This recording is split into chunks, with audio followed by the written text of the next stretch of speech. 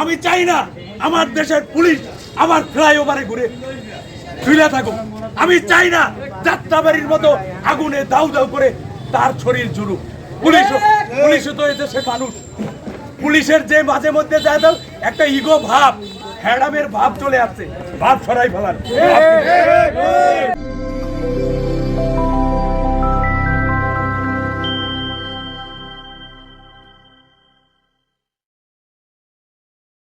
দেখেন 14 দলের সমর্থন যারা দিচ্ছে তারাও কিন্তু এখানে কাজ করে। সরকার সতর্ক রাখবেন যে অত্যাচার নির্যাতন যারা ইয়ং ভোটার কেউ ভোট দিতে পারছেন নাকি? ভোট দিতে পারেন না। আপনি জনগণ মালিক, আপনি ভোট দিতে পারেন নাই। কোথায় ও সিএসপি ওই ইউনিয়ন আপনার হইতে পারেন। আমি ইউনো মহোদয়কে বলেছি একজন সুটটাই পরা লোক তার কাছে যে চান্স পাবে একজন লুঙ্গি পরা লোক হচ্ছে তার সাথে সেই থানায় অভিযোগ দিবেন। আপনাকে নিরাপত্তা দেওয়ার দায়িত্ব থানার। থানার কোন অফিসার অসাধু চক্র ঘুষ একটা কিছু করার জন্য যদি ঘুষ দাবি করে থাকবে আর ও থাকবে আর হাত থাকবে। ওই যে অফিসার থানার থাকবে ও থাকবে আর হাত থাকবে না। ওই হাত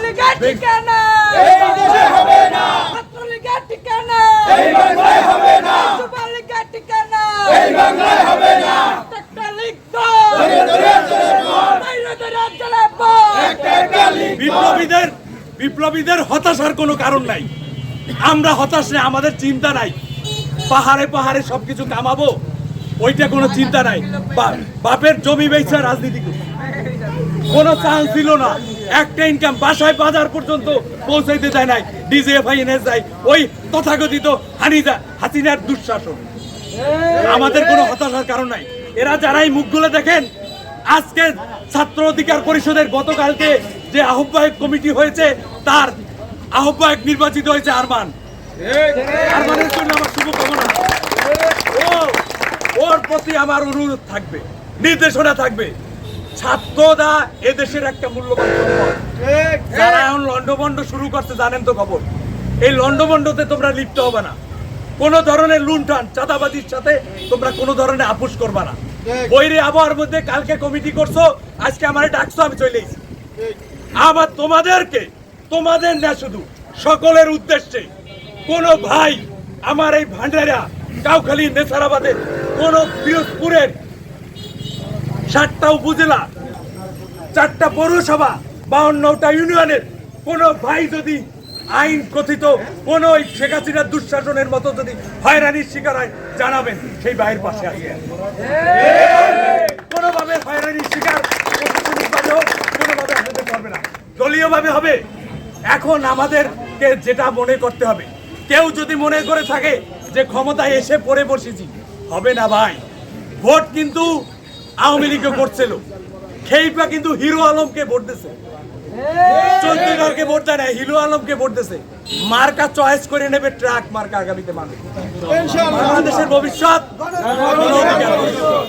আমরা নির্যাতন নিপীড়িত। আমাদের নেতা জননেতা নুরুল হক নূর গণ অধিকার পরিষদের সংগ্রামী সভাপতি ডাকসুর সাবেক বিপি, তার নির্দেশনা কোন ধরনের চাঁদাবাজি কোন সাধারণ মানুষের হয়রানি হবে না।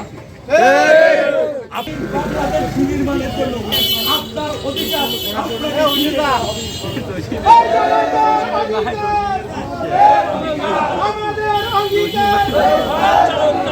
কোন ধরনের কোন লুণ্ঠনকারী কোন আইনের দুঃশাসন কোন থানা পর্যায়ে ওই যে উপজেলা পর্যায়ে যে আপনারা কেউ ছাড় সম্বোধন করবে না। ছাড় হইলেন আপনারা, এটা আপনাদের মনে রাখতে হবে। আপনারাই ছাড়, রাষ্ট্রের মালিক আমার আহ্বান। আমি অত্যন্ত আনন্দিত আজকে ছাত্র অধিকার পরিষদের নবগঠিত কমিটি কালকে হওয়ার মধ্যে মাত্র 14 ঘন্টার আলটিমেটারে এত লোক উপস্থিত হয়েছে, এত ছাত্র ভাইরা উপস্থিত হয়েছে, তাদেরকে আমার আন্তরিক শুভেচ্ছা এবং মোবারকবাদ। তোমাদের জন্য শুভকামনা রইল। ছাত্রদের পাশে ছিলাম, আসি, থাকবো। অবাধ সুস্থ নির্বাচন হলে এই বাংলাদেশের মাটিতে নতুন কিছু আবির্ভাব ঘটবে, এটা আপনাদের কাছে জরুরি। কিন্তু নব্য দখলদারিত্বের কোনো জায়গা হবে না। এখনই ঠেকাই মেকাই লইতেছে। আমাদের পৌরসভার 3 নাম্বার যুগ্ম আহ্বায়ক। আমি বিএনপির এই সদর উপজেলার আহ্বায়ক মিরাজকে জিজ্ঞেস করেছি, ওই ভদ্রলোককে জিজ্ঞেস করেছি, আপনার অপরাধের মামলা হইল, আমার একজন লোক বাজলো কেন? উনি বলে আমি জানি না। কিন্তু কারা জানে? কোনো পুলিশ জানে, কোনো ব্যক্তি বিশেষ জানে এই মিজানকে একটা মামলায় দেওয়া হয়েছে। মামলা কিন্তু থাকবে, কিন্তু তুমি যে মামলা করছো তার কিন্তু অস্তিত্ব বিলীন করে হলাম। এই মিজানকে অবিলম্বে এই মিথ্যা মামলা থেকে প্রত্যাহার করতে হবে। নাকের ডগা দিয়ে যে সকল দুর্বৃত্তায়ন ভোট কাটছে, চোরের বাচ্চা চোরেরা এটি ঘুরে বেড়ায়, আনাচে শেল্টার দেওয়ায়, আর আমার গণ অধিকার পরিষদের পৌরসভার যুগ্ম আহ্বায়ক মিজানকে আসামি করা হয়।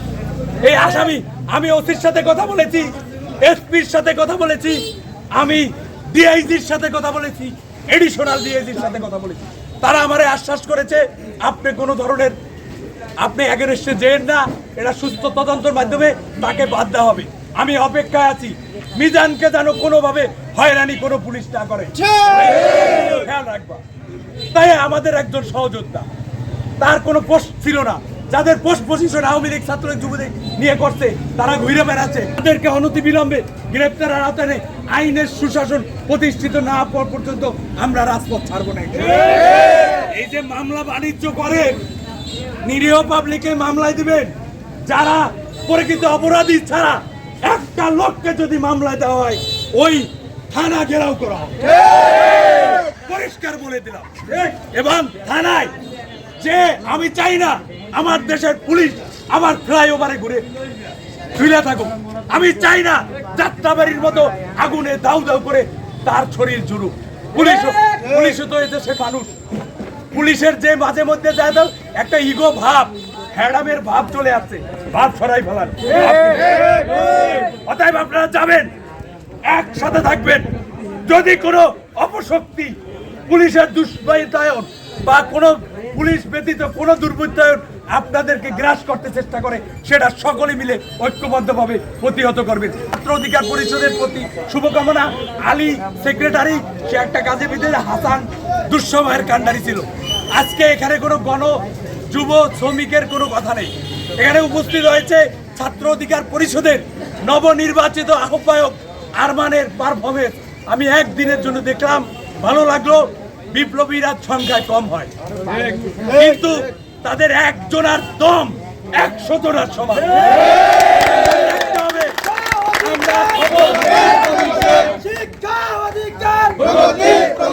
আমরা মনে রাখতে হবে, আমরা খবর দেখি না, খবর পড়ি না, খবর তৈরি করি, সেটা রাজপথের মাধ্যমে জবাব দিয়েছি। আপনারা সবাই সতর্ক থাকবেন। আগামীর আপনার ভোট আপনি দেবেন, যাকে খুশি তাকে দেবেন।